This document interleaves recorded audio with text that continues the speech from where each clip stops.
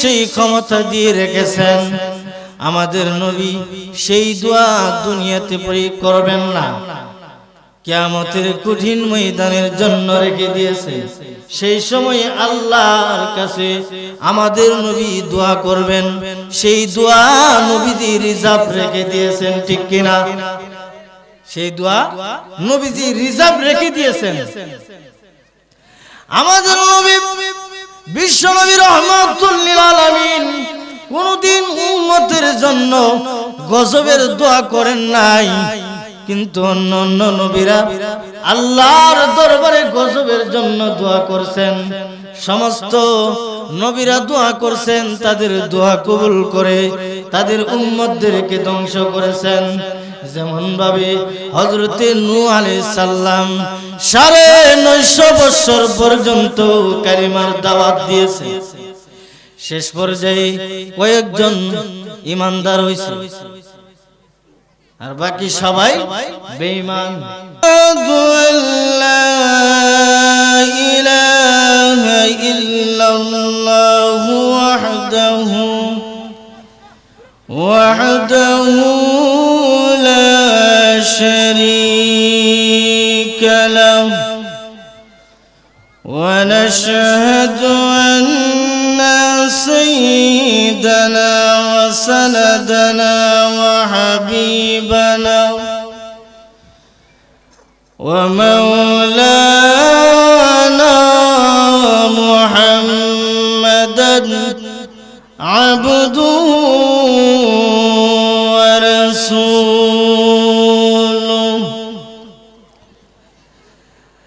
الذي أرسل إلى الناس كافة بشيرا ونذيرا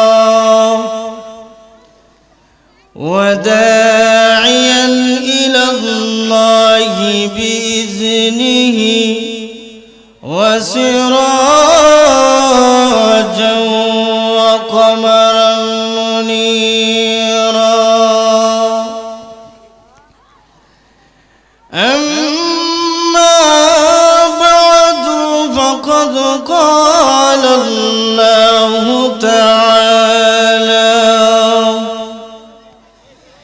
في كلامه المجيد وفي فرقانه الحميد.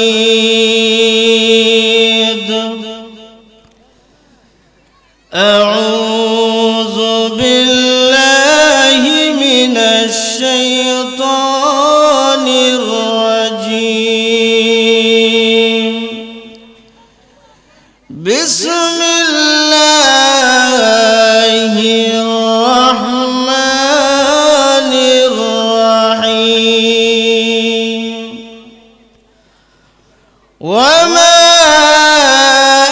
أرسلناك إلا رحمة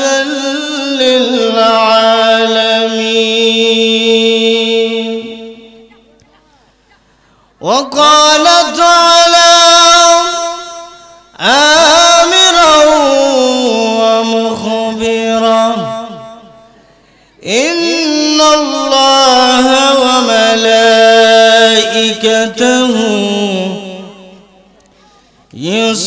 يصلون على النبي يا أيها الذين آمنوا صلوا عليه وسلموا تسليما.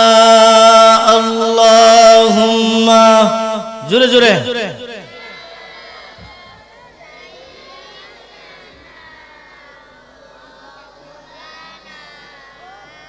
নেই কোনো মাবুদ কান্না সারা লা ইলাহা ইল্লাল্লাহ লা ইলাহা ইল্লাল্লাহ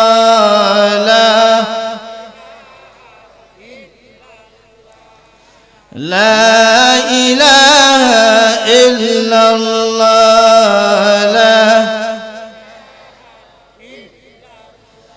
লা ইলাহা ইল্লাল্লাহ মুহাম্মাদুর রাসূলুল্লাহ সাল্লাল্লাহু আলাইহি ওয়াসাল্লাম।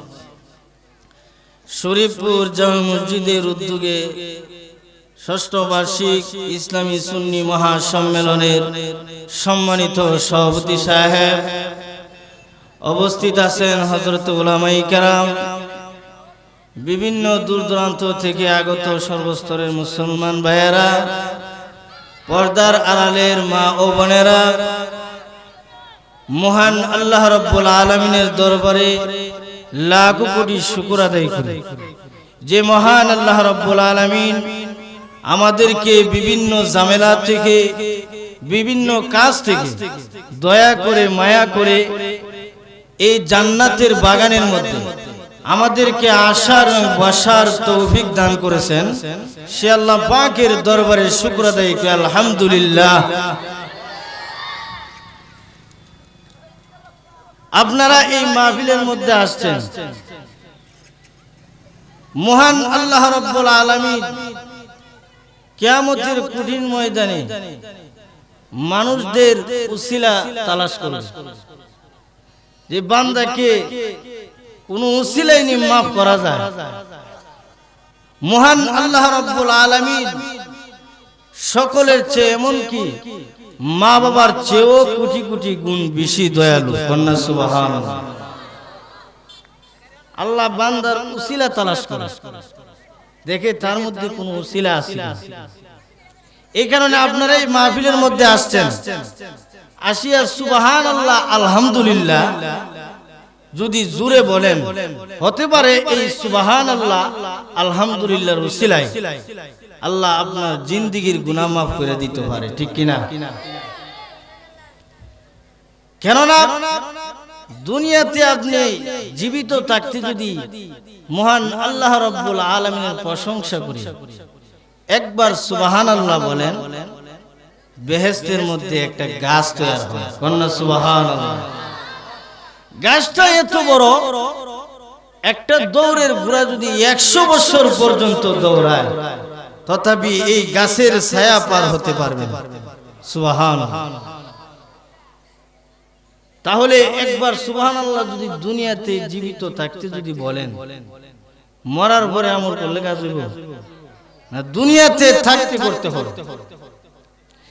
এক আল্লাহর ওলি কবরের পাশ দিয়ে যাইতেছে,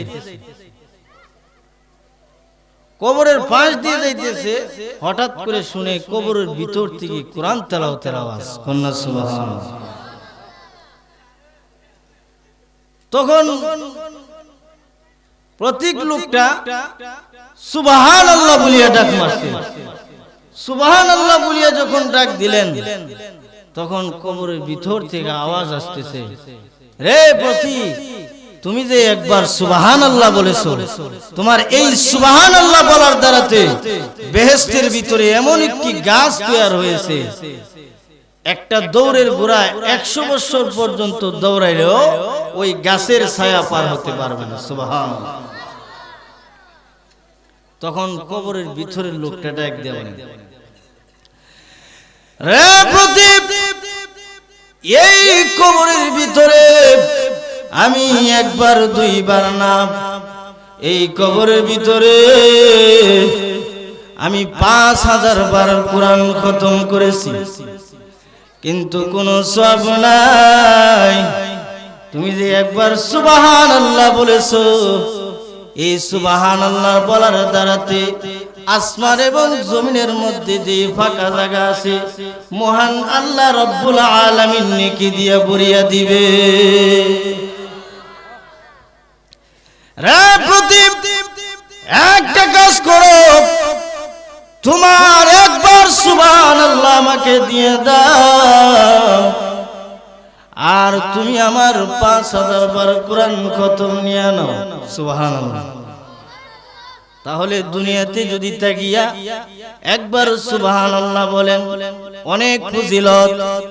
এখন মাহফিলে আসছেন, সুবহানাল্লাহ আলহামদুলিল্লাহ জোরে বলতে পারবেন তো? জোরে বলবেন।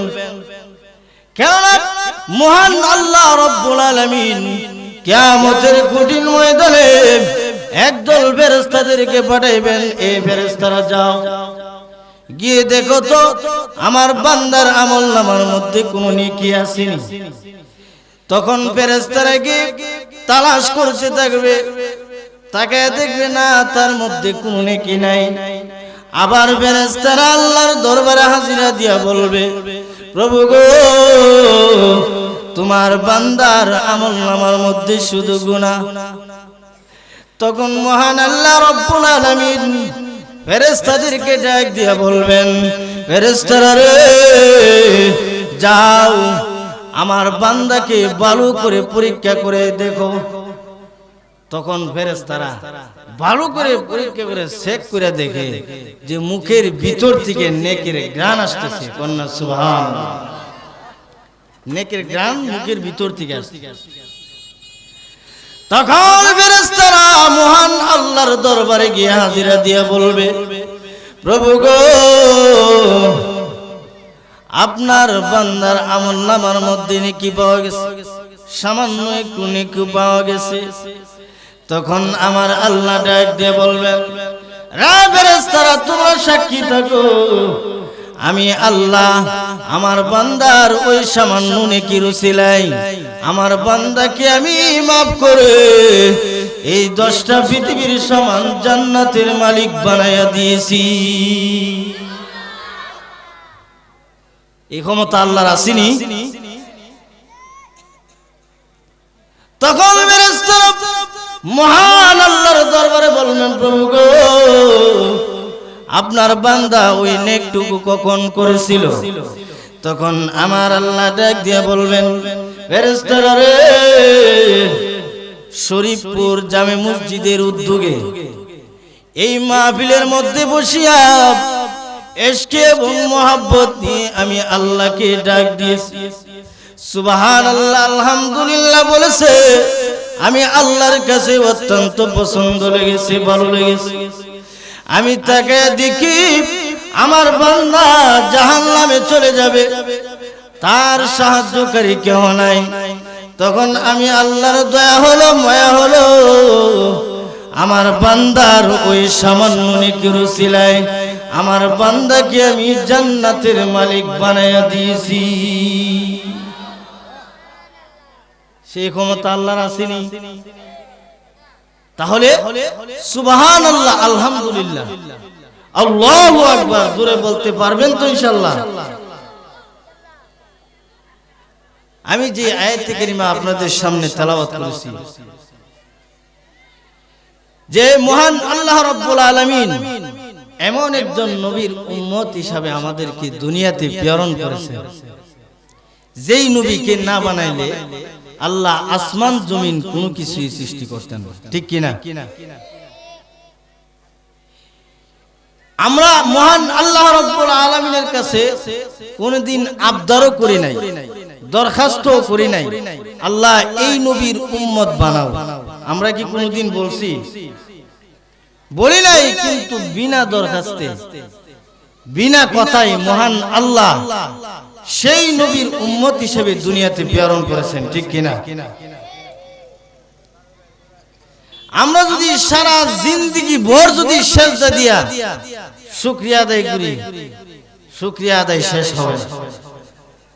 সারা জিন্দেগি ভর যদি সেজদা দিয়া পড়ে থাকি, শুকরিয়া আদায় করি, তো শুকরিয়া আদায় শেষ হবে না। কেননা এমন একজন নবীর উম্মত মহান আল্লাহ আমাদেরকে বানাইছেন। কেননা আমরা পুরান একটা ওয়াজ আমরা সব সময় শুনি যে মহান আল্লাহ যখন কোন মানুষকে নিয়ামত দেয়, এই নিয়ামতের শুকরিয়া আদায় করলে মহান আল্লাহ তার নিয়ামত বাড়ায় দেয়। আর যদি নিয়ামতের না শুকরিয়া আদায় করে, তাহলে তার নিয়ামতগুলা ছিনায় নেয়। সে কিন্তু টেরও পায় না, তার নিয়ামতগুলা আস্তে আস্তে করে ছিনায় নেয়। মসজিদে নববীর পাশে হুজুর সাল্লাল্লাহু আলাইহি সাল্লাম একদিন কিতাবী তালিম দিতেছে, কিতাব পড়াইতেছে। এই ফাঁকি দিয়ে একজন ভিক্ষুক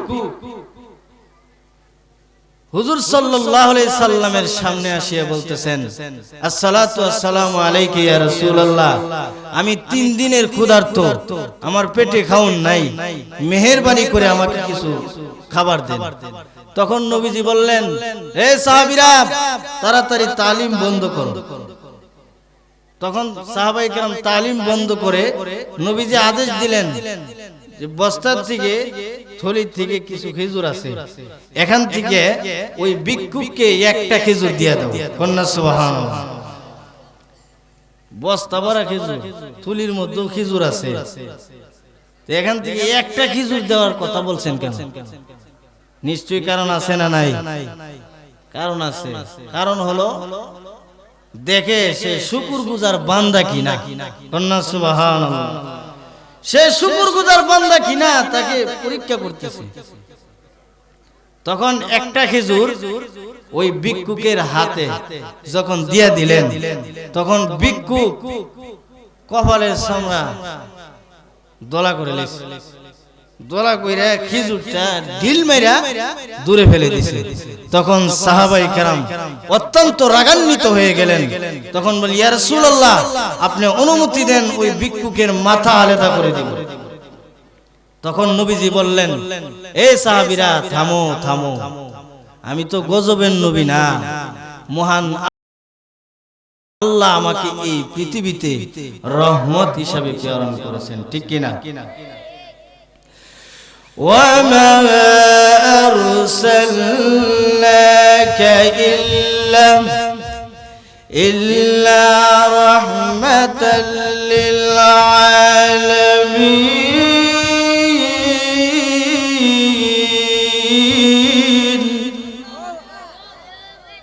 মহান আল্লাহ রাব্বুল আলামিন আমাদের নবীকে এই পৃথিবীতে রহমত হিসেবে প্রেরণ করেছেন। হে সাহাবায়ে কেরাম, আল্লাহ আমাকে গজব হিসাবে এই পৃথিবীতে পাঠান নাই, তোমরা ধৈর্য ধারণ করো। তখন ওই ভিক্ষুক চলে যাওয়ার পরে আবারও কিতাবি তালিম শুরু করলেন। তখন আরেকজন ভিক্ষুক আসলেন, আসিয়া বলেন, আসসালাতু আসসালামু আলাইকা ইয়া রাসূলুল্লাহ, আমি 5 দিনের ক্ষুধার্ত, মেহেরবানি করে আমাকে যদি কিছু খাবার দেন। তখন নবীজি বললেন, এই সাহাবীরা, তোমরা তালিম বন্ধ করো, ওই বস্তার থেকে ওই ভিক্ষুককে একটা খেজুর দিয়া দাও। কন্যা সুবহানাল্লাহ। তখন ভিক্ষুককে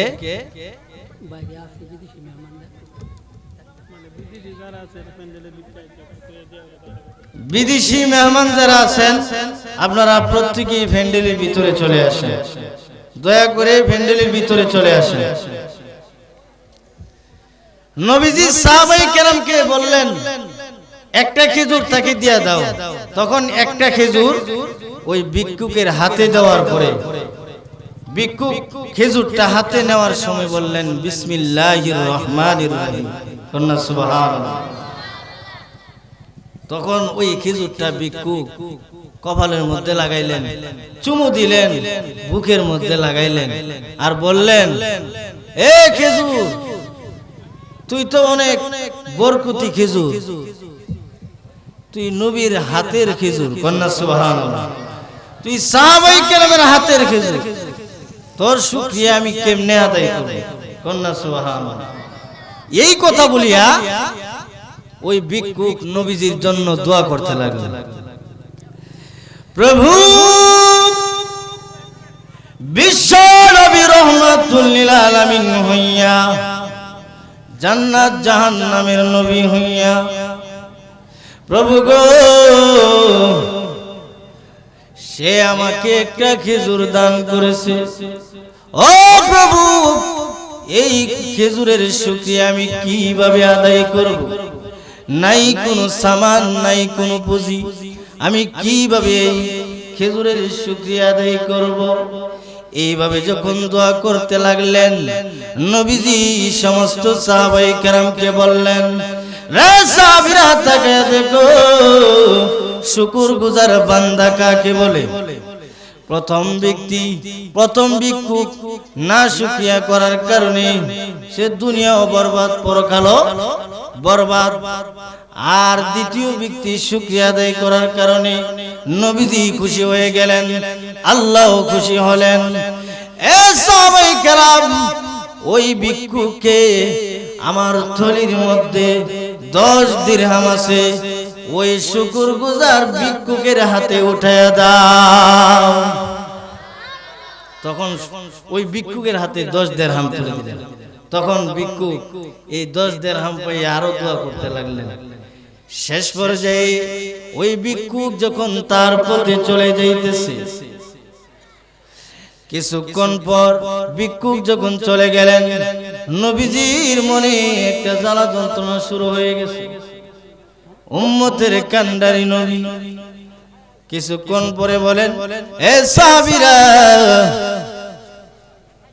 মেহেরবানি করে তোমরা যাও, আমার ভিক্ষুক কোথায় আছে, আমার শুকরগুজার ভিক্ষুক কোথায় আছে, তুমি তাকে ডেকে আনো। কিছু দূর যাওয়ার পরে তাকে আবার দৌড়িয়ে বললেন যে আপনাকে নবীজি ডাকতেছেন। কন্যা সুবহানাল্লাহ।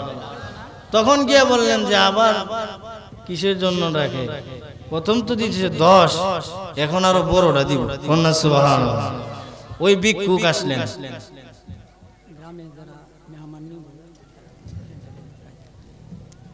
গ্রামের যারা আছেন আপনারা প্রত্যেকেই যারা মেহমান নেবেন প্রত্যেকেই প্যান্ডেলের ভিতরে চলে আসুন, প্রত্যেকেই প্যান্ডেলের ভিতরে চলে আসুন।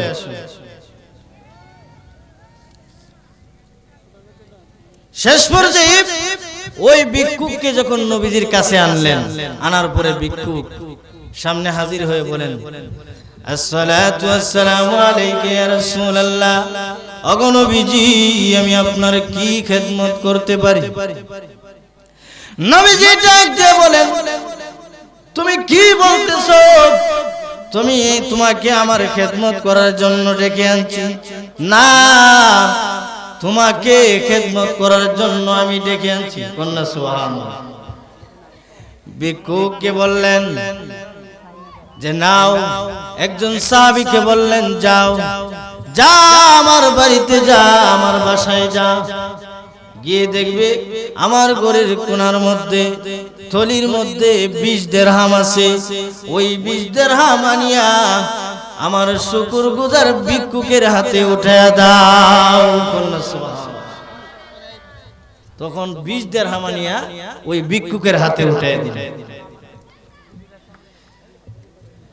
বিশ্বনবী রাহমাতুল লিল আলামিন সমস্ত সাহাবায়ে কেরামকে বললেন, এ সাহাবীরা শোনো, মহান আল্লাহর যদি শুকরিয়া আদায় করো, মহান আল্লাহ খুশি হয় আর শয়তান বেজার হয়। আমরা কি শয়তানরে খুশি করতাম চাই না আল্লাহরে খুশি করতাম চাই? আল্লাহরে খুশি করতাম চাই। আমাদের নবী বিশ্ব নবী রাহমাতুল লিল আলামিনকে মহান আল্লাহ এই জগতের জন্য, এই বিশ্বের জন্য মহান আল্লাহ রব্বুল আলামিন রহমত হিসেবে প্রেরণ করেছেন। আমার নবী শুধু মানুষের জন্য রহমত নয়, সমস্ত পশু পাখির জন্য আমাদের নবী রহমত ছিলেন। কন্যা সুবহানাল্লাহ। একদিন নবীজি এবং আম্মা জান আয়েশা সিদ্দিকা রাদিয়াল্লাহু তাআলা আনহা দুজন আলাপ আলোচনা করতেছে, কথাবার্তা বলতেছে। এই সুযোগে নবীজি হযরত আয়েশা সিদ্দিকা রাদিয়াল্লাহু তাআলা আনহাকে বললেন, আয়েশা গো, আজকে আমার মনটা ভালো আছে, আজকে তুমি আমার কাছে যা চাইবা তুমি তা পাইবা। সুবহানাল্লাহ। আজকে তুমি আমার কাছে যা চাইবা তাই পাইবা। কিন্তু আমাদের সমাজে স্বামীরা যদি বলে তোমারে এই দিমু সেই দিমু, তুমি আজকে আমার কাছে চাও, তোমারে দিমু, বাস্তবে গোড়ার দিমু। কিন্তু নবী যা বলছেন এটা সত্য। নবীজি বললেন, তুমি আমার কাছে বলো আজকে কি চাও, আমার মনটা আজকে ভালো আছে, তুমি আমার কাছে যা চাইবা তোমাকে তাই দাও। আমাদের সমাজের মহিলা যদি হইতো, স্বামী যদি এই কথা বলতো, তখন প্রথমে বললো এলে আগে 2টা টাচ মোবাইল দাও। কিন্তু আম্মা জান আয়েশা সিদ্দিকা রাদিয়াল্লাহু তাআলা আনহা ডাক দিয়া বলেন, ওগো নবীজি, আমি দুনিয়ার কোনো গাড়ি চাই না, বাড়ি চাই না, দুনিয়ার কোনো অলংকার আমি চাই না। ওগো নবীজি, আপনি মেহেরবানি করে আমার জন্য একটু দোয়া করেন, মহান আল্লাহ রব্বুল আলামিন আমাকে যেন কবরের জগতে মাফ করে দেয়। কন্যা সুবহানাল্লাহ। নবীজি দোয়া করে আল্লাহ কি ফিরায় দিবে নাকি? নবীজি দোয়া করলে ডাইরেক্ট আল্লাহর দরবারে কবুল হয়ে যাবে। আম্মা জান আয়েশা সিদ্দিকা রাদিয়াল্লাহু তাআলা আনহা নবীজিকে এই কথা বলার পরে নবীজি মহান আল্লাহ রাব্বুল আলামিনের কাছে দোয়া করতে লাগলেন, প্রভু আয় আল্লাহ, আমার আয়েশা কবরের আযাবকে ভয় পা, আমার আয়েশা জাহান্নামের আগুনকে ভয় পা। আল্লাহ মেহেরবানি করে আমার আয়েশাকে তুমি মাফ করে দাও। এই দোয়া করার সঙ্গে সঙ্গে আয়েশা সিদ্দিকা রাদিয়াল্লাহু তাআলা আনহা জমিনের মধ্যে হাসতে হাসতে জমিনের মধ্যে পড়ে গেছে। নবীজি এই দৃশ্য দেখিয়া বললেন, আয়েশা গো, আমি দোয়া করতেছি আর তুমি বলতা আমিন আমিন, আর তুমি এই আমিন আমিন না বলিয়া তুমি এরকম ভাবে হাসতে হাসতে জমিনের মধ্যে পড়ে গেলা, কারণটা কি? এটা আমি বুঝি নাই, কাজটা তুমি ভালো করো নাই। এই কথা বলার পরে আম্মা জান আয়েশা সিদ্দিকা রাদিয়াল্লাহু তাআলা আনহা ডাক দিয়ে বলেন, ওগো নবীজি, আমি 1000 বার ভালো করছি। কন্যা সুবহানাল্লাহ। আমি 1000 বার ভালো করছি। হ্যাঁ,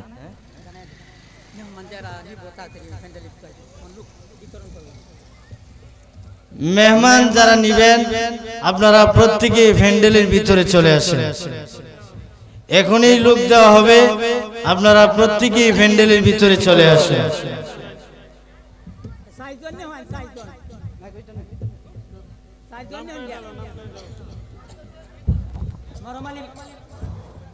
লা ইলাহা ইল্লাল্লাহু মুহাম্মাদুর রাসূলুল্লাহ সাল্লাল্লাহু আলাইহি ওয়াসাল্লাম।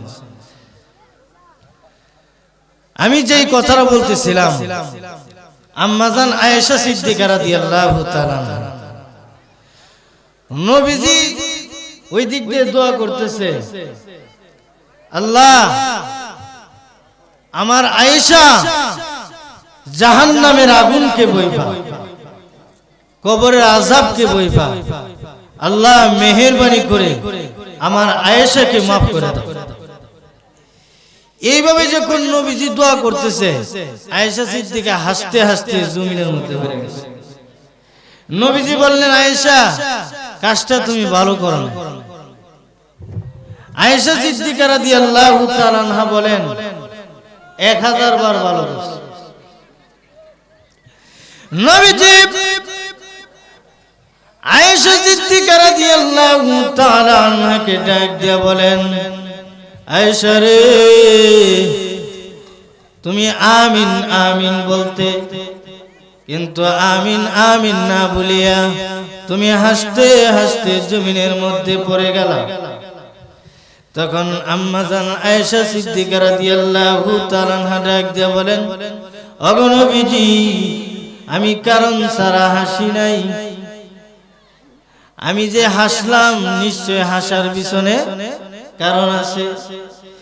এই কথা বলার পরে নবীজি ডাক দিয়ে বলেন, হে আয়েশা, কিসের কারণ আছে একটু খুলে বলো। আয়েশা সিদ্দিকা রাদিয়াল্লাহু তাআলা আনহা ডাক দিয়ে বলেন, ওগো নবীজি, আমার হাসার কারণ হলো আপনি বিশ্ব নবী রাহমাতুল লিল আলামিন হইয়া, আমার স্বামী হইয়া, জান্নাত জাহান্নামের নবী হইয়া, সমস্ত নবীদের নবী হইয়া আপনি আমার জন্য দোয়া করতেছেন, এর চেয়ে আনন্দের আর কি হতে পারে? কন্যা সুবহানাল্লাহ। ইয়া রাসূলুল্লাহ, ওগো নবীজি আমি তো জানি আপনি আল্লাহর দরবারে দোয়া করতে দেরি কবুল হইতে একটা সেকেন্ডও দেরি হবে না। কন্যা সুবহানাল্লাহ। কেননা নবী যদি আল্লাহর দরবারে দোয়া করে আল্লাহর দরবারে ডাইরেক্ট কবুল হয়ে যাবে। ওগো নবীজি আমি জানি আপনার দোয়া কবুল হয়ে গেছে। এই কারণে আমি হাসতে হাসতে আনন্দের কারণে আমি জমিনের মধ্যে পড়ে গেছি। কন্যা সুবহানাল্লাহ। কেননা আমাদের নবী বিশ্ব নবী রহমাতুল লিল আলামিনকে সেই ক্ষমতা দিয়ে রেখেছেন। আমাদের নবী সেই দোয়া দুনিয়াতে প্রয়োগ করবেন না, কিয়ামতের কঠিন ময়দানের জন্য রেখে দিয়েছে। সেই সময় আল্লাহর কাছে আমাদের নবী দোয়া করবেন, সেই দোয়া নবীজি রিজার্ভ রেখে দিয়েছেন। ঠিক কিনা? সেই দোয়া নবীজি রিজার্ভ রেখে দিয়েছেন। আমাদের নবী বিশ্ব নবী রহমাতুল লিল আলামিন কোনদিন উম্মতের জন্য গজবের দোয়া করেন নাই, কিন্তু অন্য নবীরা আল্লাহর দরবারে গজবের জন্য দোয়া করছেন। সমস্ত নবীরা দোয়া করছেন, তাদের দোয়া কবুল করে তাদের উম্মতদেরকে ধ্বংস করেছেন। যেমন ভাবে হযরতে নূহ আলাইহিস সালাম 950 বছর পর্যন্ত কালিমার দাওয়াত দিয়েছে। শেষ পর্যায়ে কয়েকজন ঈমানদার হয়েছে, আর বাকি সবাই বেঈমান, তারা ঈমান আনে নাই। নূহ আলাইহিস সালামকে বিভিন্ন ভাবে নির্যাতন করা শুরু করে দিয়েছে, অত্যাচার শুরু করে দিয়েছে। নূহ আলাইহিস সালাম নির্যাতন সহ্য করতে না পেরে নূহ আলাইহিস সালাম মহান আল্লাহ রাব্বুল আলামিনের দরবারে বলেন, প্রভু গো আল্লাহ, এই জাতি আমার দাওয়াত গ্রহণ করবে না। আল্লাহ, এই সমাজ ভাঙতে হবে, নতুন আরেকটা সমাজ গড়তে হবে, এই সমাজ ভাঙতে হবে। আল্লাহ রাব্বুল আলামিনের দরবারে যখন দোয়া করলেন, নূহ আলাইহিস সালাম নবী হওয়ার কারণে আল্লাহ উনার দোয়া কবুল করেছেন। এমনি মহান আল্লাহ গজব দিয়ে, বন্যা দিয়ে তাদের সকলকে ধ্বংস করে দিয়েছে। ধ্বংস করার পরে নূহ আলাইহিস সালামকে মহান আল্লাহ ডাক দিয়ে বলেন, নূহ রে, তুমি অনেকটি মাটির পাতিলা বানাও। নূহ আলাইহিস সালাম অনেকটি মাটির পাতিলা বানাইলেন। আল্লাহর আদেশে নূহ আলাইহিস সালাম মাটির পাতিলা বানাইয়া শ্রম দিয়ে বিরাট এক মাটির পাতিলা এরকম ভাবে টিপ দিছে, উপরের দিকে কাগজ দিয়া বৃষ্টির পানি, কুয়াশার পানি যেন নষ্ট না হয়, এই কারণে কাগজ দিয়া ঢাইকা রাখে। আবার রৌদ্র উঠলে আবার কাগজ সরাইয়া দেয়। ঠিক কিনা? নূহ আলাইহিস সালাম এমন ভাবে শ্রম দিয়ে মাটির পাতিলাগুলা বানাইলেন। একদিন মহান আল্লাহ ডাক দিয়া বলেন, রে, ওই মাটির পাতিলাগুলা একটা একটা করে বাইরে ভাঙবো।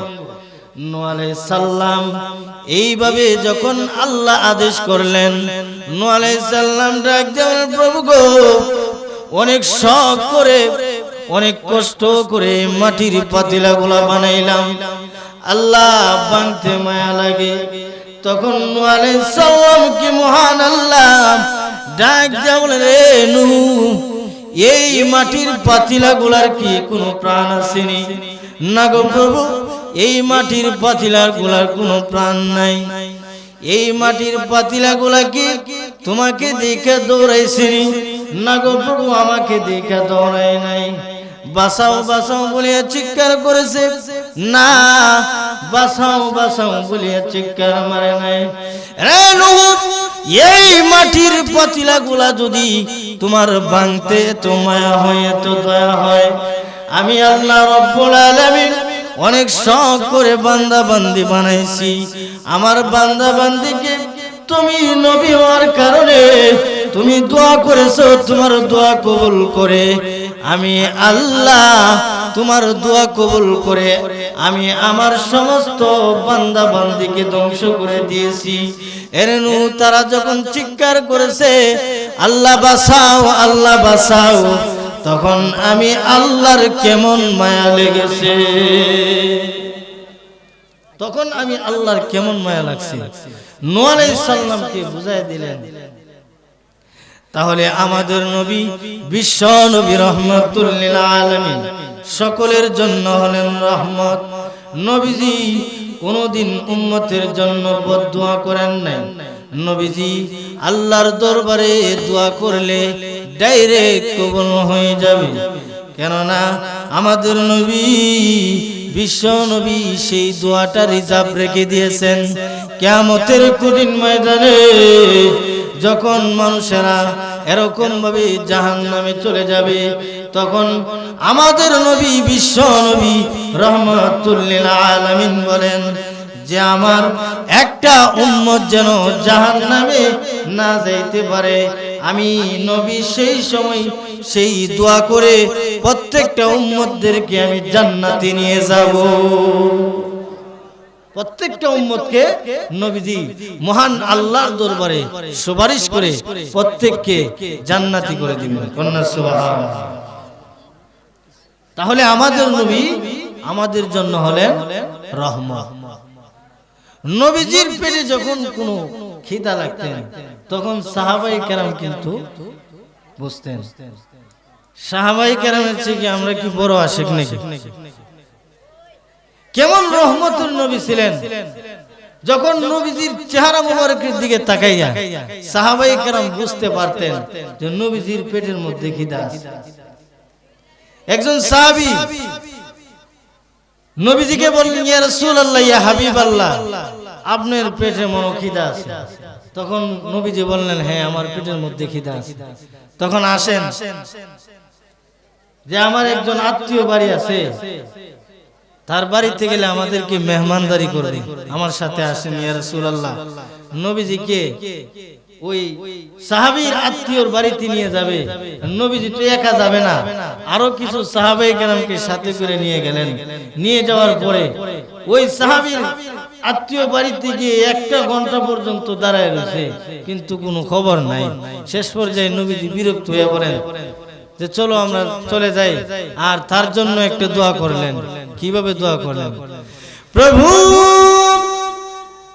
মেহেরবানি করে আল্লাহ যেই লোকটা আমাদেরকে 1 ঘন্টা পর্যন্ত এখানে বসা রাখা, আমাদেরকে কষ্ট দিল, প্রভু গো মেহেরবানি করে ওই লোক